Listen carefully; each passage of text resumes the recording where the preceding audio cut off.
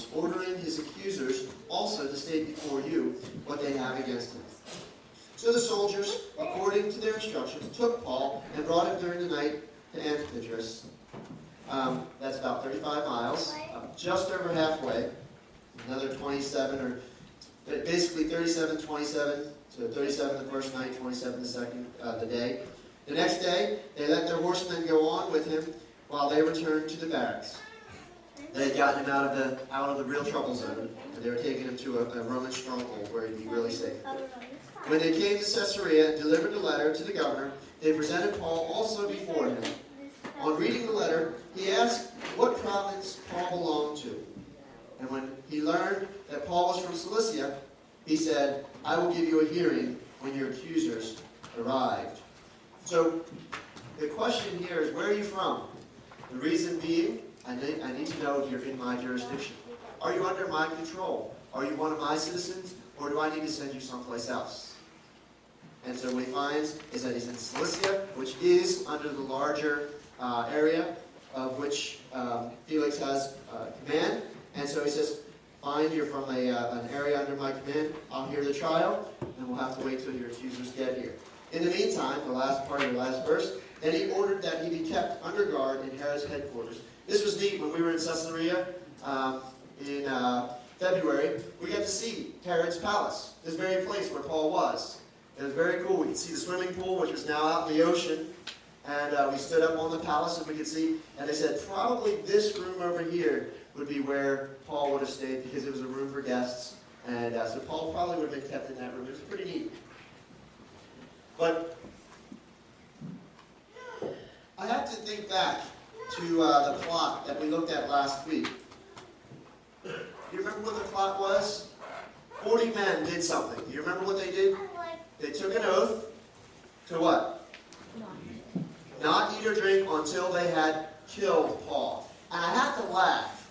It's kind of funny, maybe in a sick way, but it's kind of funny that as I continue to read chapter 23, the end of 23, 24, 25, 26, as I continue to read, I think about those guys again and again, and I think, man, they must be hungry.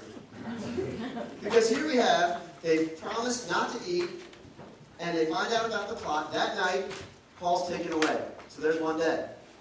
He says, I'm going to keep you here until your accusers get here. Well, it's going to take the accusers about a week to get there. And then it says that he listens to the hearing, and he says, that's enough for today, we'll continue. And he listens to him again and again, different times, and talks to him for the next 2 years. Like, how skinny can a guy get as he's waiting for an opportunity to kill Paul?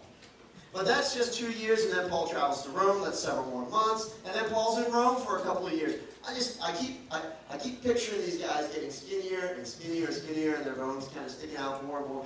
It's kind of humorous, but I realize there's a very important aspect of the reason that that Luke tells us about that.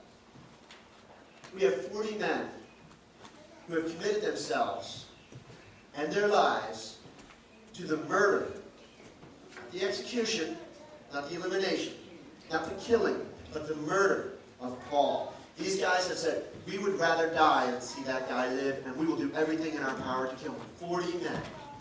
They have worked together with the Jewish leadership. Not all of the leadership, probably, but many of the leadership. Why does Luke tell us this? He helps us to understand what grave jeopardy Paul's life is in. Now, for the rest of Paul's life, no matter where he goes, no matter what he does, there are 40 men, plus who knows how many others who are part of this conspiracy that have agreed with it, who want him dead. God responds in a very interesting way. God says, Paul has made himself very marketable for me. Paul has become indispensable to my mission right now in this area. I need Paul to accomplish the things that I have chosen for him to do. Paul is the guy that I created in his mother's womb, who I watched over his raising throughout his life, his childhood, as he studied in Jerusalem under Gamaliel, who I watched as he bitterly persecuted and killed the Christians in my church, and who I met on the road to Damascus could transform him into a faithful follower. Paul is the guy that I need.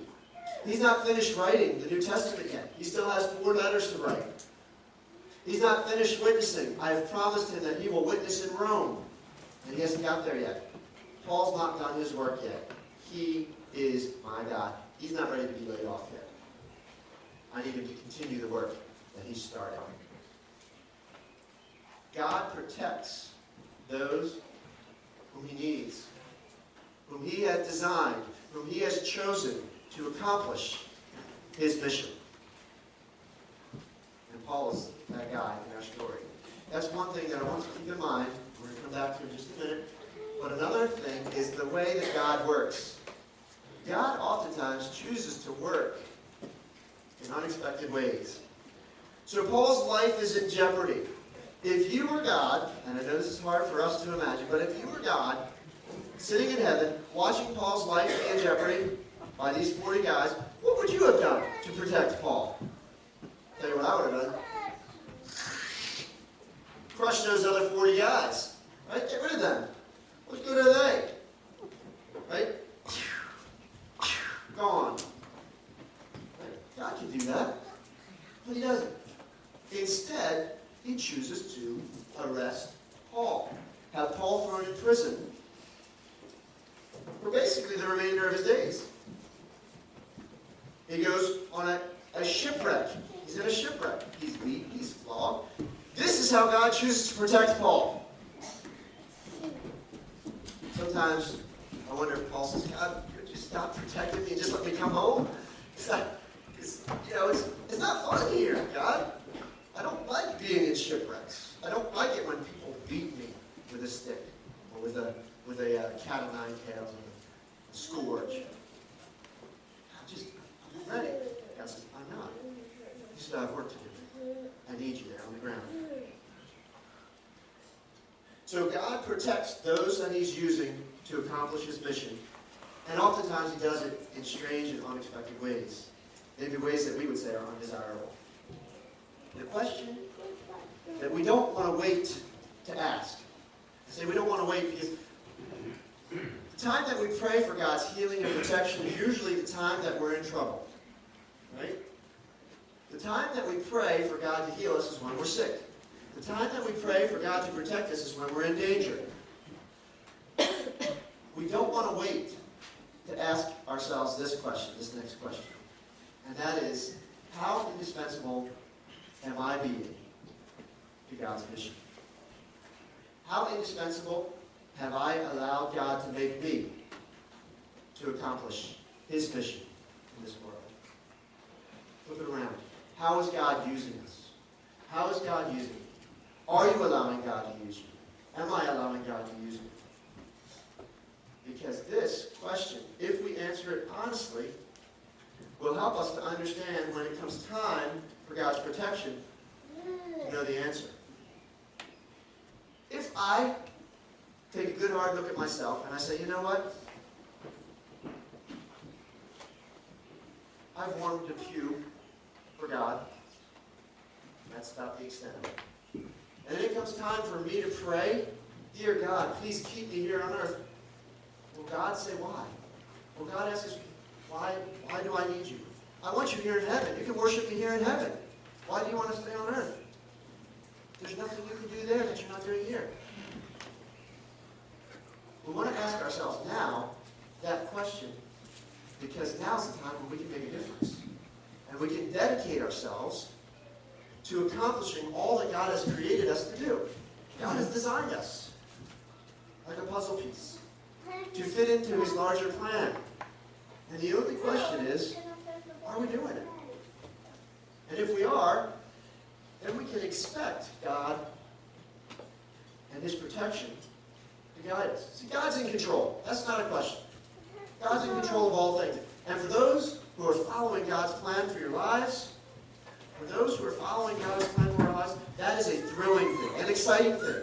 And for those who are not following God's plan for their lives, that should be a terrifying thing. Those 40 Jews should be terrified that God is in control. Because at any minute, God can choose to eliminate the